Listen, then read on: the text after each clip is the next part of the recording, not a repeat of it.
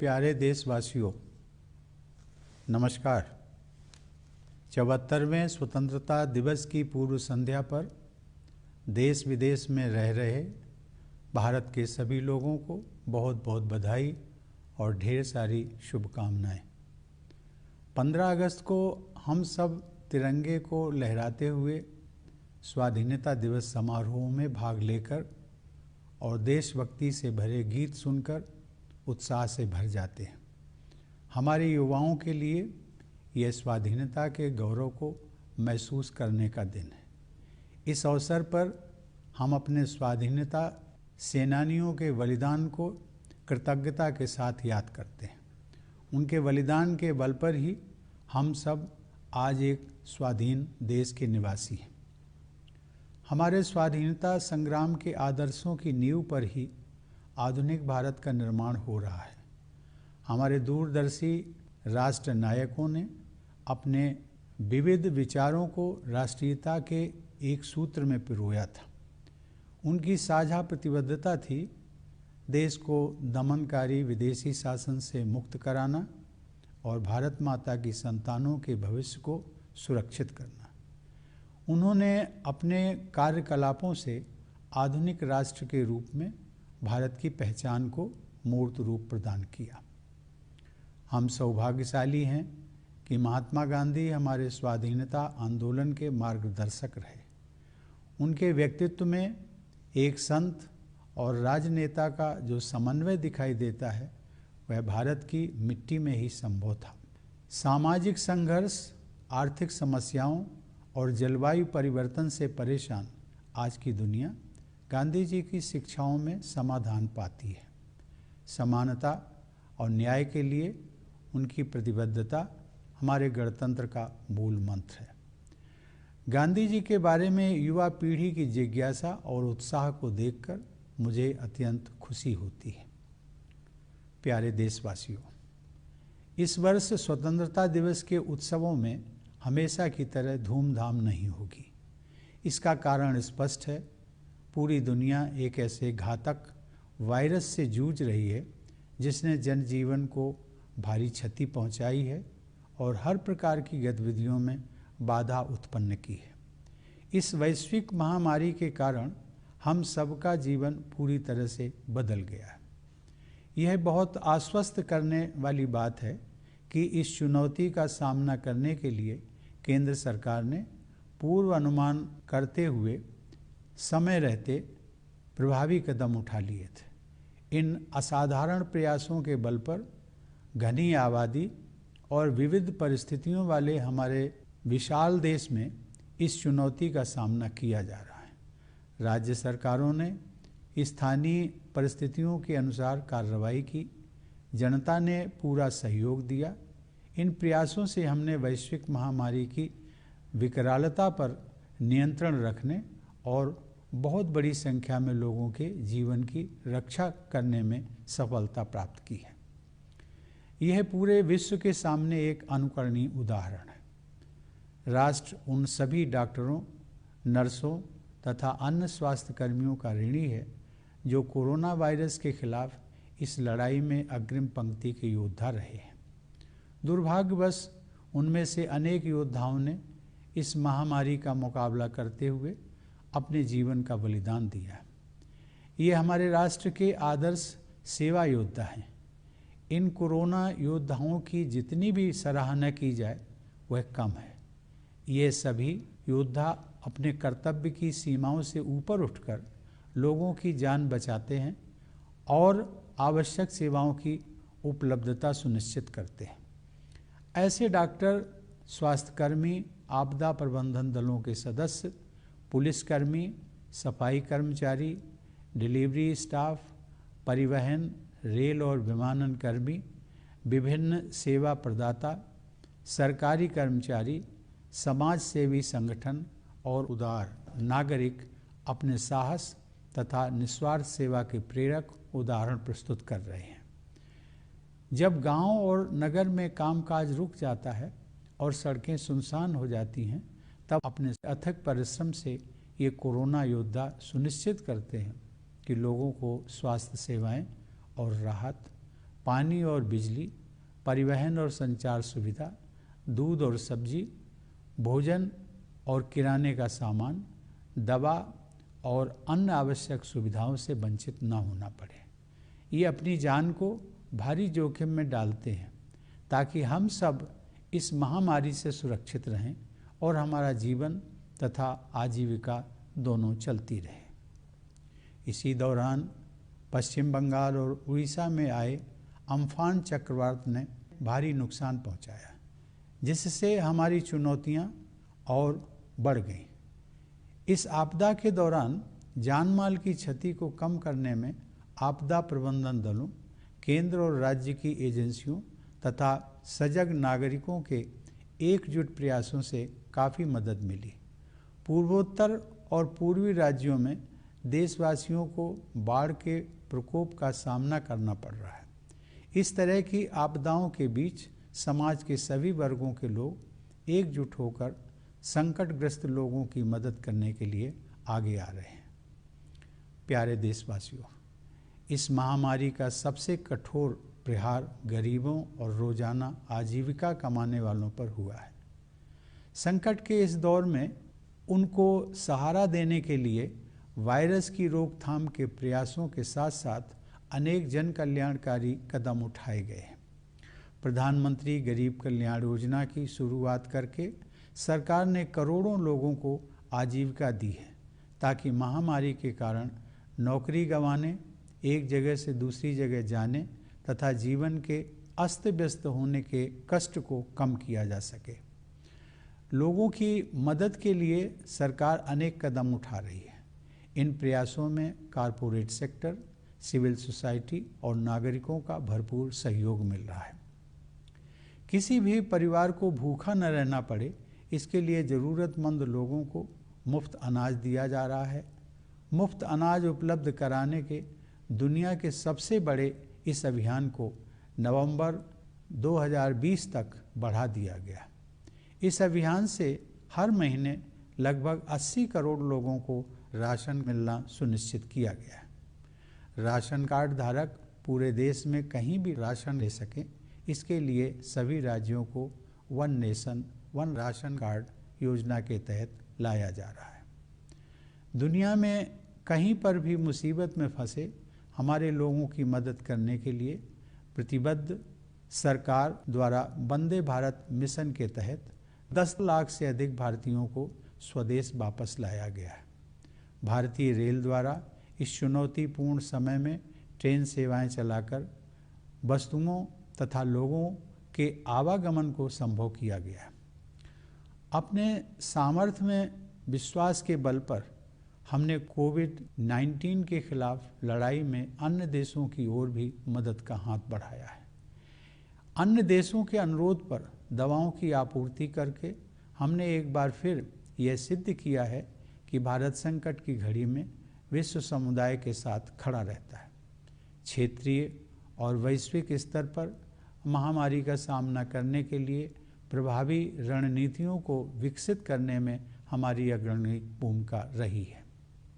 संयुक्त राष्ट्र सुरक्षा परिषद की अस्थायी सदस्यता के लिए हाल ही में संपन्न चुनाव में मिला भारी समर्थन भारत के प्रति व्यापक अंतर्राष्ट्रीय सद्भावना का प्रमाण है। भारत की यह परंपरा रही है कि हम केवल अपने लिए नहीं जीते हैं, बल्कि पूरे विश्व के कल्याण की भावना के साथ कार्य करते हैं। भारत की आत्मनिर्भरता का अर्थ स्वयं सक्षम होना है, दुनिया से अलगाव या दूरी बनाना नहीं। इसका अर्थ यह भी है कि भारत वैश्विक बाजार व्यवस्था में शामिल भी रहेगा और अपनी विशेष पहचान भी कायम रखेगा। प्यारे देशवासियों, आज विश्व समुदाय वसुधैव कुटुंबकम अर्थात समस्त विश्व एक ही परिवार है कि उस मान्यता को स्वीकार कर रहा है जिसका उद्घोष हमारी परंपरा में बहुत पहले ही कर दिया गया था। लेकिन आज जब विश्व समुदाय के समक्ष आई सबसे बड़ी चुनौती से एकजुट होकर संघर्ष करने की आवश्यकता है, तब हमारे पड़ोसी ने अपनी विस्तारवादी गतिविधियों को चालाकी से अंजाम देने का दुस्साहस किया। सीमाओं की रक्षा करते हुए हमारे बहादुर जवानों ने अपने प्राण न्यौछावर कर दिए। भारत माता के वे सपूत राष्ट्र गौरव के लिए ही जिए और उसी के लिए मर मिटे। पूरा देश गलवान घाटी के बलिदानियों को नमन करता है। हर भारतवासी के हृदय में उनके परिवार के सदस्यों के प्रति कृतज्ञता का भाव है। उनके शौर्य ने यह दिखा दिया है कि यद्यपि हमारी आस्था शांति में है, फिर भी यदि कोई अशांति उत्पन्न करने की कोशिश करेगा तो उसे माकूल जवाब दिया जाएगा। हमें अपने सशस्त्र बलों, पुलिस तथा अर्धसैनिक बलों पर गर्व है, जो सीमाओं की रक्षा करते हैं और हमारी आंतरिक सुरक्षा सुनिश्चित करते हैं।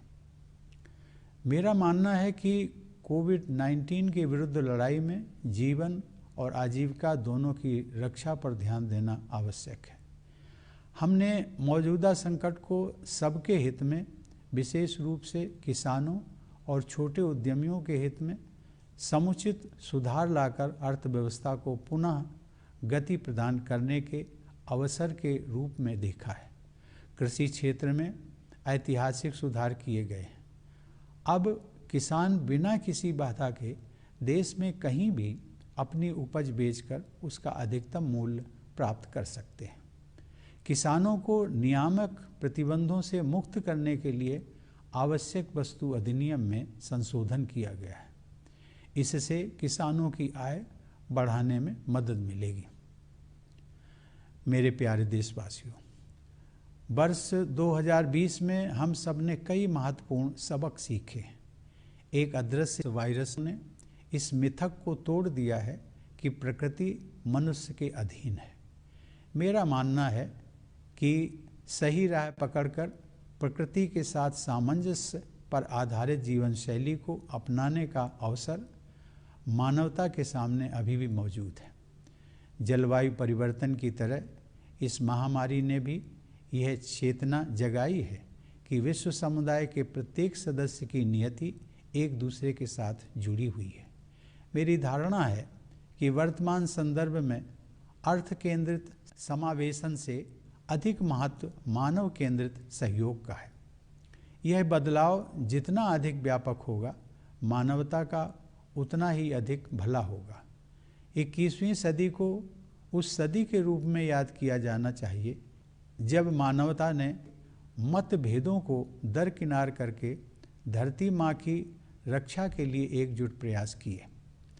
दूसरा सबक यह है कि प्रकृति रूपी जननी की दृष्टि में हम सब एक समान हैं तथा अपने जीवन की रक्षा और विकास के लिए मुख्यतया अपने आसपास के लोगों पर निर्भर हैं। कोरोना वायरस मानव समाज द्वारा बनाए गए कृत्रिम विभाजनों को नहीं मानता है। इससे यह विश्वास पुष्ट होता है कि मनुष्यों द्वारा उत्पन्न किए गए हर प्रकार के पूर्वाग्रह और सीमाओं से हमें ऊपर उठने की आवश्यकता है।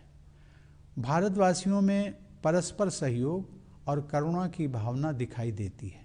हमें अपने आचरण में इस सद्गुण को और अधिक समाविष्ट करना चाहिए, तभी हम सबके लिए बेहतर भविष्य का निर्माण कर सकते हैं। तीसरा सबक स्वास्थ्य सेवा को और मजबूत करने से जुड़ा है। सार्वजनिक अस्पतालों और प्रयोगशालाओं ने कोविड-19 का सामना करने में अग्रणी भूमिका निभाई है। सार्वजनिक स्वास्थ्य सेवाओं के कारण गरीबों के लिए इस महामारी का सामना करना संभव हो पाया है। इसलिए इन सार्वजनिक स्वास्थ्य सुविधाओं को और अधिक विस्तृत व सुदृढ़ बनाना होगा। चौथा सबक विज्ञान और प्रौद्योगिकी से संबंधित है। इस वैश्विक महामारी से विज्ञान और टेक्नोलॉजी को तेजी से विकसित करने की आवश्यकता पर और अधिक ध्यान गया है। लॉकडाउन और उसके बाद क्रमशः अनलॉक की प्रक्रिया के दौरान शासन, शिक्षा, व्यवसाय, कार्यालय के कामकाज और सामाजिक संपर्क के प्रभावी माध्यम के रूप में सूचना और संचार प्रौद्योगिकी को अपनाया गया है। इस माध्यम की सहायता से सभी भारतीयों का जीवन बचाने और कामकाज को फिर से शुरू करने के उद्देश्यों को एक साथ हासिल करने में मदद मिली है।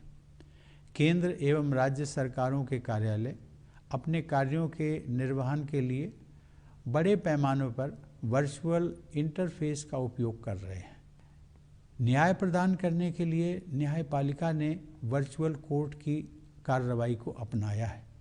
वर्चुअल कॉन्फ्रेंस आयोजित करने तथा अन्य अनेक गतिविधियों को संपन्न करने के लिए राष्ट्रपति भवन में भी हम प्रौद्योगिकी का उपयोग कर रहे हैं।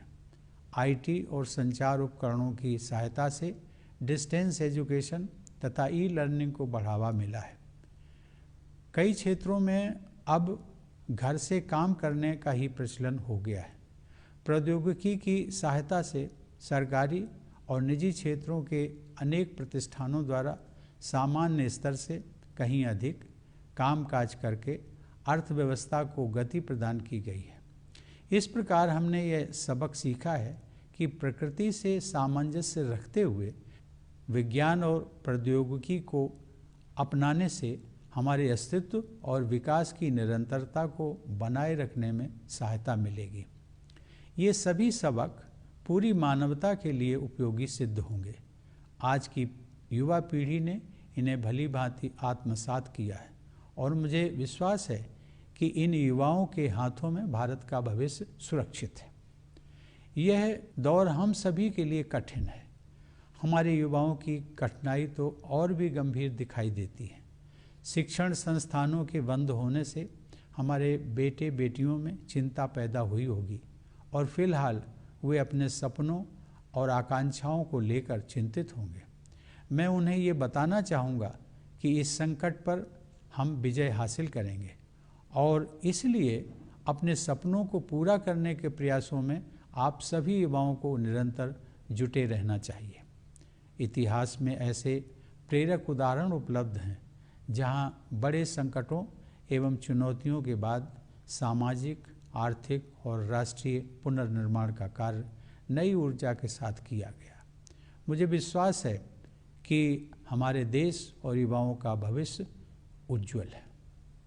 हमारे बच्चों और युवाओं को भविष्य की ज़रूरतों के अनुसार शिक्षा प्रदान करने की दृष्टि से केंद्र सरकार ने हाल ही में राष्ट्रीय शिक्षा नीति लागू करने का निर्णय लिया है।